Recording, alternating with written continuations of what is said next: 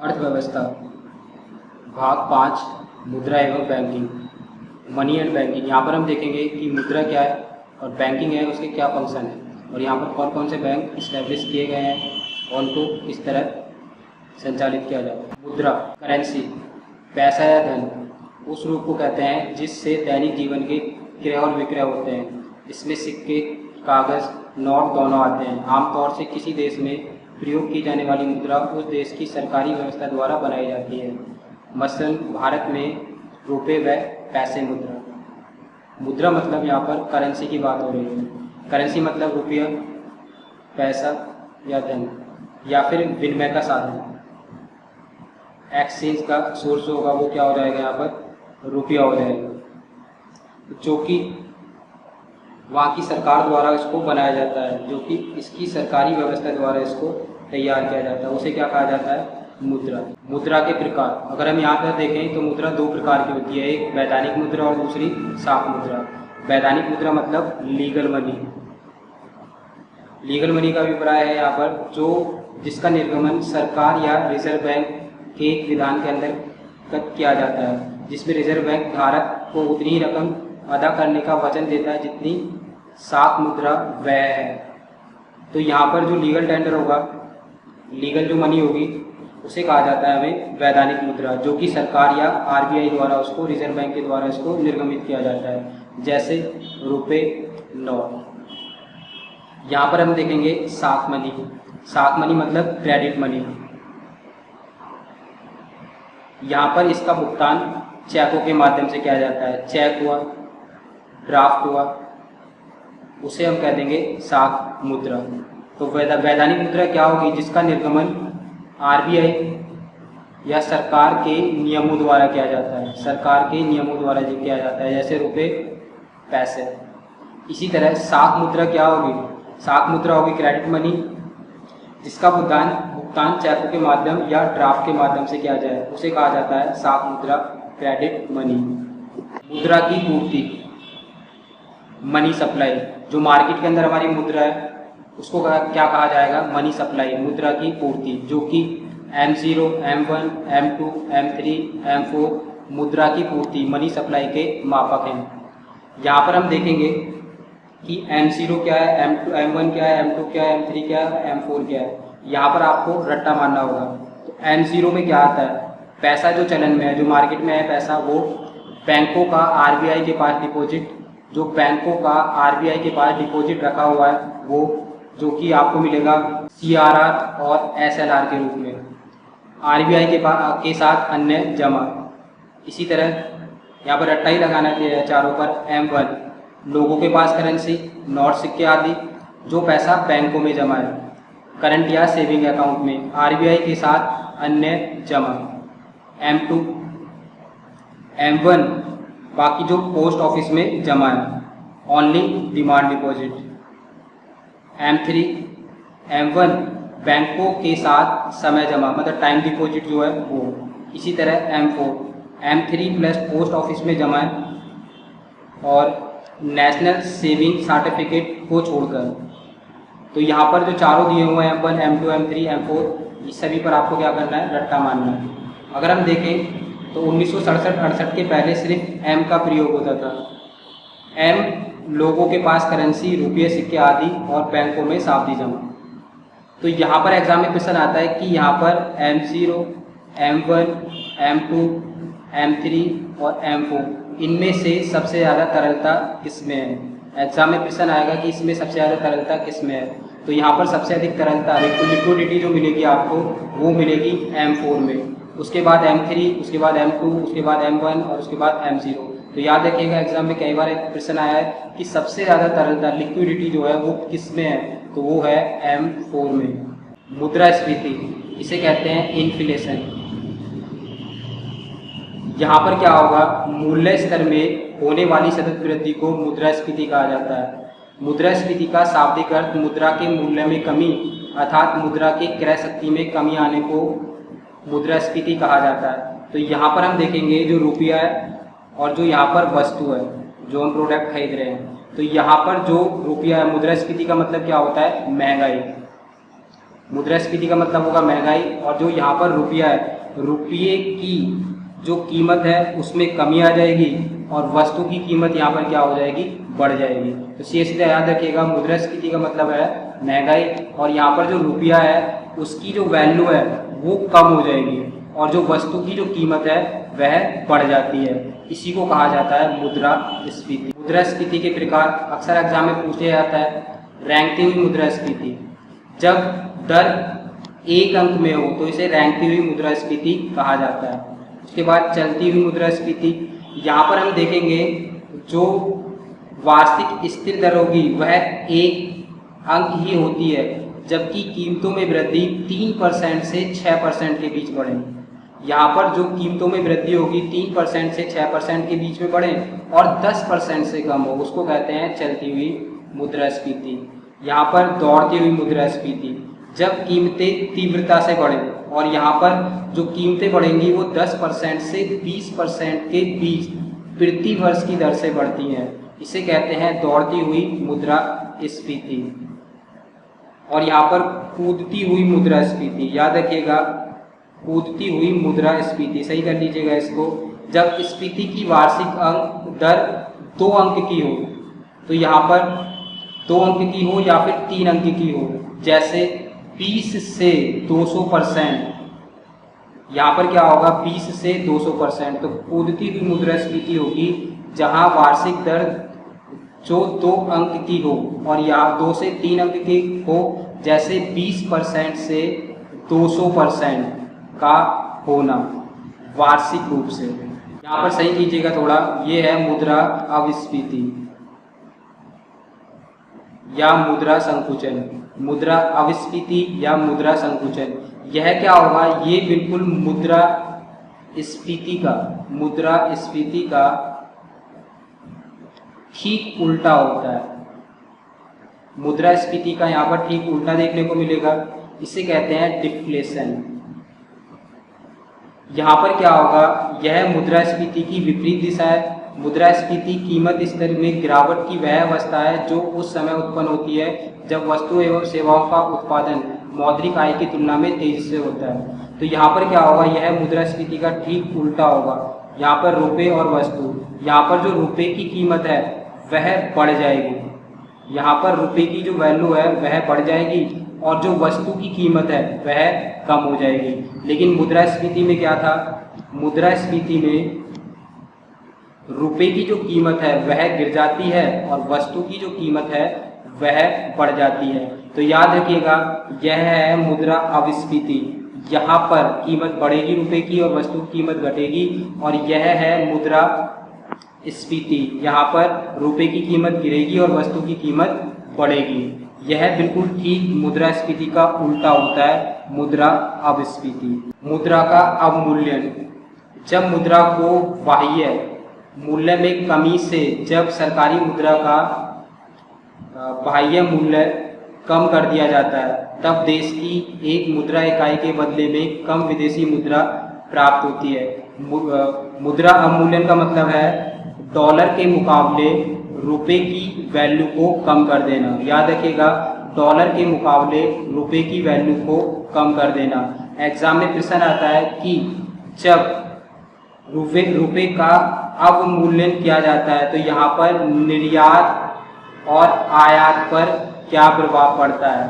तो याद रखिएगा, जब रुपए का अवमूल्यन किया जाता है तो निर्यात में वृद्धि होगी और आयात में कमी हो जाती है। वेरी इंपॉर्टेंट क्वेश्चन है, बहुत बार एग्जाम में पूछा है। तो रुपए का अवमूल्यन होगा तो निर्यात में वृद्धि होगी और आयात में कमी दर्ज की जाती है। स्टैगफ्लेशन इंपॉर्टेंट है। स्टैगफ्लेशन उस स्थिति को इंगित करता है जब मुद्रास्फीति की दर व बेरोजगारी दोनों ही उच्च स्तर पर हो। तो यहाँ पर जो इन्फ्लेशन है, मुद्रास्फीति और जो बेरोजगारी है वह दोनों ही उच्च स्तर पर हो। याद रखिएगा, दोनों उच्च स्तर पर हो। जब मुद्रास्फीति और बेरोजगारी उच्च स्तर पर होंगी तो उसको कहा जाता है स्टैगफ्लेशन। थोक मूल्य सूचकांक, होल प्राइस इंडेक्स। थोक मूल्य सूचकांक, यहाँ पर भारत में थोक मूल्य सूचकांक को आधार मानकर महंगाई की गणना की जाती है। याद रखना, यहाँ पर जो महंगाई की गणना होगी वह थोक मूल्य सूचकांक को आधार मानकर की जाती है। इसका आधार वर्ष है 2011-12 और इसमें 697 वस्तुओं को शामिल किया जाता है कि जो वस्तु का मूल्य में जो उतराव चढ़ाव हो रहा है उसको देखा जाता है। महंगाई दर की गणना की जाती है थोक मूल्य सूचकांक के आधार पर। इसका आधार वर्ष है 2011-12 और इसमें 697 वस्तुएं शामिल हैं, जैसे खाद्यान्न, धातु, ईंधन, रसायन आदि हर तरह के पदार्थ। और इसकी जो गणना की जाती है साप्ताहिक की जाती है। उपभोक्ता मूल्य सूचकांक, कंज्यूमर प्राइस इंडेक्स, भारत में वस्तु तथा सेवाओं के सामान्य स्तर में परिवर्तन का अध्ययन करने के लिए उपभोक्ता मूल्य सूचकांक की अवधारणा पहचान में लाई गई। तो याद रखिएगा इसमें उपभोक्ता मूल्य सूचकांक क्या है, CPI, consumer price index. Consumer price index है वस्तु और सेवाओं के सामान्य मूल्य स्तर में परिवर्तन का जो अध्ययन किया जाता है उसे उपभोक्ता मूल्य सूचकांक कहा जाता है। और यह CSO द्वारा, केंद्रीय सांख्यिकी कार्यालय ने ग्रामीण और नगरीय दोनों क्षेत्रों के लिए इसे तैयार किया जाता है। तो एग्जाम में लिख लीजिएगा, इसमें ग्रामीण नोट करके लिख लीजिएगा, इसमें ग्रामीण और नगरीय दोनों क्षेत्रों को शामिल किया जाता है। बैंक एक ऐसी संस्था है जो लोगों की जमा स्वीकार करता है और इसके बदले में साख निर्माण अग्रिम ऋण देता है, जिसका कार्य है जमा स्वीकार करना, अग्रिम ऋण देना और साख का निर्माण करना। विदेशी व्यापार में वित्तीय सहायता ग्राहकों को विभिन्न सेवाएं उपलब्ध कराना है। तो हम कह सकते हैं बैंक एक ऐसी संस्था है जो लोगों का जमा स्वीकार करती है। दूसरा पॉइंट इसमें जो साख निर्माण करती है, साख मतलब ऋण उपलब्ध कराती है। तीसरा पॉइंट इसका जो विदेशी वित्त में सहायता करती है। और चौथा पॉइंट ग्राहकों को सेवाएं उपलब्ध कराती है। सेवाएं जैसे चेक की सुविधा, ATM की सुविधा, ऑनलाइन बैंकिंग की सुविधा, यह सभी सुविधाएं बैंक के द्वारा उपलब्ध कराई जाती है। भारत में बैंक का प्रारंभिक विकास, यहाँ पर जरा हम ध्यान से देखेंगे और यहाँ पर फैक्चुअल डिटेल एग्जाम में पूछी जाती है। तो Bank of Hindustan 1770, Bank of Bengal 1806, Bank of Mumbai 1840, Bank of Madras 1843, Bank of Allahabad 1865, Bank of Alliance Bank of Shimla 1881, Awadh Commercial Bank 1881। यह भारत का पहला बैंक हम इसको मानते हैं। और पंजाब नेशनल बैंक, यहाँ पर भी नोट कर लीजिएगा, अवध कॉमर्शियल बैंक है भारत का बैंक, पहला बैंक। और पंजाब नेशनल बैंक PNB, यह है भारतीयों द्वारा संचालित भारत का पहला बैंक। उसके बाद Bank of India 1996, Bank and Sindh Bank 1908, Bank of Baroda 1909, Central Bank of India 1911, Bank of Mysore 1913, Imperial Bank of India 1921, भारतीय रिजर्व बैंक 1935 और भारतीय स्टेट बैंक 1955। यहाँ पर हम देखेंगे जो हमारा इंपीरियल बैंक है उसी को ही बाद में हम इसका राष्ट्रीयकरण करके क्या कर देते हैं, स्टेट बैंक ऑफ इंडिया, जो कि भारत का इस समय सबसे बड़ा बैंक है। यहाँ से अक्सर क्वेश्चन पूछा जाता है RBI, reserve bank of India, Bharat का केंद्रीय बैंक, भारतीय रिजर्व बैंक। केंद्रीय बैंक किसी भी देश का सर्वोच्च बैंक होता है जिसे सामान्य जनहित में मुद्रा की मात्रा में विस्तार तथा संकुचन की व्यवस्था करने का दायित्व सौंपा जाता है। भारतीय रिजर्व बैंक को 1 अप्रैल 1935 में स्थापित किया गया। तो यहाँ पर हम देखेंगे तो RBI क्या है, यह भारत का केंद्रीय बैंक है और इसे जनहित में मुद्रा का विस्तार मतलब मार्केट में पैसे का फ्लो बढ़ाना और संकुचन मतलब मार्केट से पैसे को खींच लेना। और इसकी भारतीय रिजर्व बैंक को 1 अप्रैल 1935 में स्थापित किया गया है। अगला पॉइंट, भारत में केंद्रीय बैंक की स्थापना से संबंधित प्रथम प्रयास कई बार एग्जाम में आया है, चैम्बरलिन आयोग 1914 के द्वारा किया गया था। उसके बाद अगला पॉइंट, रिजर्व बैंक की स्थापना 1930 में स्थापित केंद्रीय बैंक जांच समिति हिल्टन यंग, याद रखना हिल्टन यंग समिति की सिफारिश पर की गई। तो एग्जाम में क्वेश्चन आता है RBI की स्थापना किस समिति की सिफारिश पर की गई है, तो वह है हिल्टन यंग समिति की सिफारिश पर। भारतीय रिजर्व बैंक की संरचना 1949 में रिजर्व बैंक का राष्ट्रीयकरण कर दिया गया।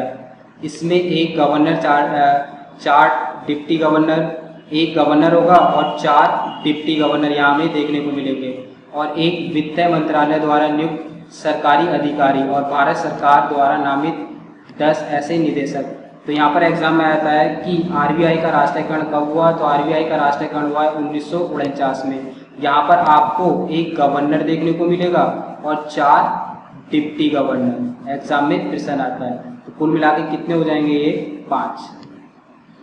यहाँ पर हम देखेंगे कि इसका जो मुख्यालय है कहाँ पर है, आरबीआई का मुख्यालय कहाँ पर है। तो देखिएगा जरा, केंद्रीय बोर्ड के अतिरिक्त 4 स्थानीय बोर्ड भी हैं जिनका मुख्यालय मुंबई, कलकत्ता, मद्रास और नई दिल्ली में है। तो एक क्वेश्चन बताइएगा जरा कमेंट बॉक्स में कि आरबीआई का मुख्यालय कहाँ पर स्थित है। मैं केंद्रीय बोर्ड की बात नहीं कर रहा, आरबीआई का मुख्यालय कहाँ स्थित है। भारतीय रिजर्व बैंक के कार्य है नोट निर्गमन करना, बैंकों के बैंक साख नियंत्रण, कृषि साख की व्यवस्था करना। था एग्जाम में क्वेश्चन आता है आरबीआई के कार्य क्या है, तो नोटों की जो छपाई है, निर्गमन है, उसको करेगा। बैंकों के बैंक का कार्य करेगा, मतलब जितने भी बैंक हैं कॉमर्शियल बैंक, उनके बैंकों के बैंक का कार्य करता है। साख नियंत्रण, जो ऋण उपलब्ध कराया है उसको नियंत्रित करेगा, और कृषि साख की भी व्यवस्था करेगा, कृषि ऋण की भी यह व्यवस्था करता है। यहाँ पर हम देखेंगे भारतीय रिजर्व बैंक के प्रथम गवर्नर, तो वो थे ऑस्बोर्न स्मिथ। वेरी इंपॉर्टेंट कर लीजिएगा, कई बार एग्जाम में पूछा है। और इस समय जब मैं वीडियो को बना रहा हूँ मई में, तो यहाँ पर जो आरबीआई के वर्तमान गवर्नर हैं 25वें गवर्नर, वह हैं शक्तिकांत दास। यहाँ पर हम देखेंगे भारत में प्रतिभूति मुद्रण के संस्थान, यहाँ पर जो प्रिंटिंग होती है, नोट प्रिंटिंग, यहाँ पर डाक टिकट की प्रिंटिंग, स्टाम्प की प्रिंटिंग कहाँ कहाँ पर होती है, यहाँ पर इसको बहुत अच्छे से नोट कीजिएगा। तो इंडियन सिक्योरिटी प्रेस, एग्जाम में क्वेश्चन आता है इंडियन सिक्योरिटी प्रेस कहाँ पर है, तो यह है नासिक, महाराष्ट्र। और इसके द्वारा डाक संबंध लेखन सामग्री, डाक, विभिन्न टिकट, स्टाम्प, चेक, राष्ट्रीय बचत पत्र, पोस्टल ऑर्डर भी जारी किए जाते हैं। उसके बाद अगला सिक्योरिटी प्रिंटिंग प्रेस कहाँ पर है, तो यह है हैदराबाद, आंध्र प्रदेश, और इसकी स्थापना 1982 में की गई है। और इसका कार्य है डाक से संबंधित लेखन सामग्री का कार्य है, और करेंसी प्रेस नोट 10 रुपये, 500 रुपये के नोट जारी करता है। अगला बैंक नोट प्रेस देवास कहाँ पर है, मध्य प्रदेश में स्थित है। यह 20 रुपये, 500 रुपये और 500 के उच्च मूल्य वर्ग के नोट छापती है, और इसकी शाही, याद रखिएगा, शाही का निर्माण भी करती है। नोट प्रिंटिंग प्रेस की शाही का निर्माण भी यही किया जाता है। उसके बाद सिक्योरिटी पेपर मिल होशंगाबाद, पूछते हैं सिक्योरिटी पेपर मिल कहाँ पर है, होशंगाबाद, मध्य प्रदेश। बैंक और करेंसी नोट कागज, नॉन जुडिशियल स्टाम्प, याद रखना, नॉन जुडिशियल स्टाम्प पेपर की छपाई में प्रयोग होने वाले कागज का उत्पादन किया जाता है, और इसके लिए 1967 में इसको लागू किया गया था। एग्जाम में प्रश्न आता है कि नोटों की छपाई में जो प्रयोग होता है कागज, वह कहाँ उत्पादित किया जाता है, तो होशंगाबाद, मध्य प्रदेश, सिक्योरिटी पेपर मिल।